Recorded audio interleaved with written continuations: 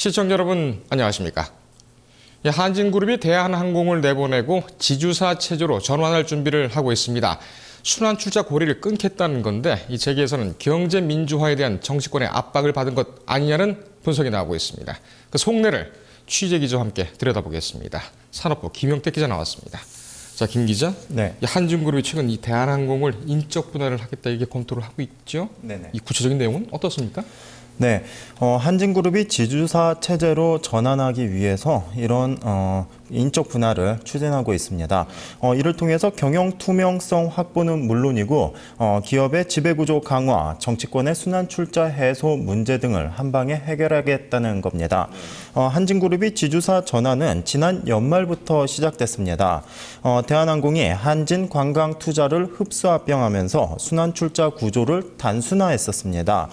최근에는 하나대투증권과 로펌 등을 자문사로 선정하면서 지주사 전환에 속도를 내고 있습니다. 네.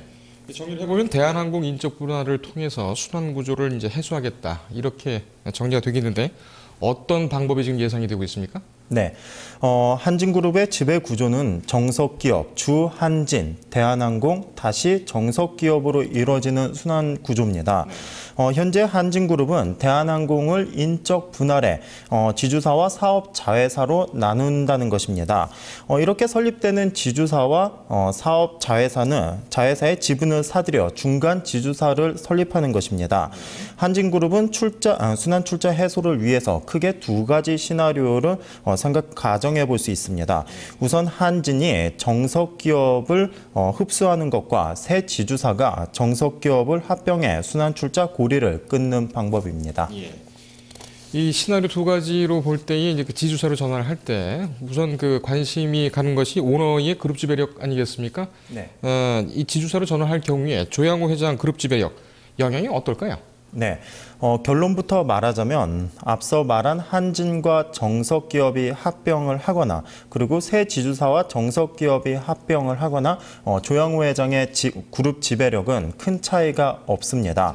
조 회장의 정석기업의 27.21%로 대주주이기 때문인데요. 한진과 정석기업이 합병을 하게 되면 한진 지분율은 16%까지 끌어올릴 수 있습니다.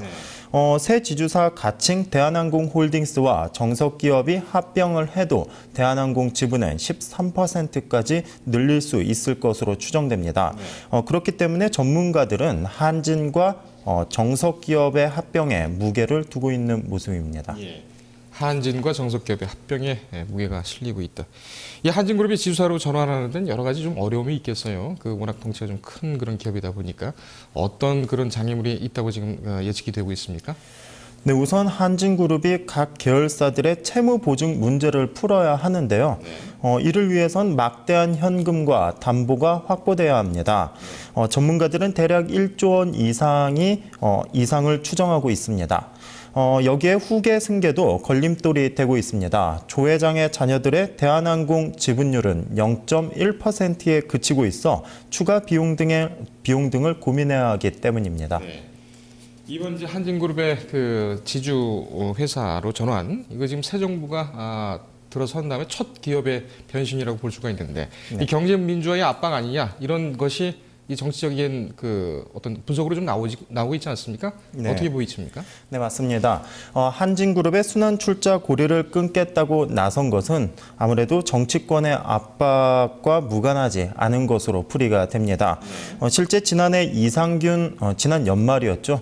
이상균 대한항공 부사장은 지주사 전환에 대해서 정치권의 요구사항이기도 하고 계열사 간 지분 정리가 필요하다고 기자들과 만나서 순환 출자 해소 배경을 설명한 바 있기 때문입니다.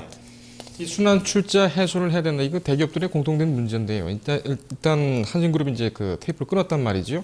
나머지 대기업들도 이제 피해갈 수는 없을 것 같은데 어떤 그 시나리오가 좀 예상이 됩니까? 네, 맞습니다. 대기업들의 순환 출자 구조 해소는 당장은 쉽지 않은 문제입니다.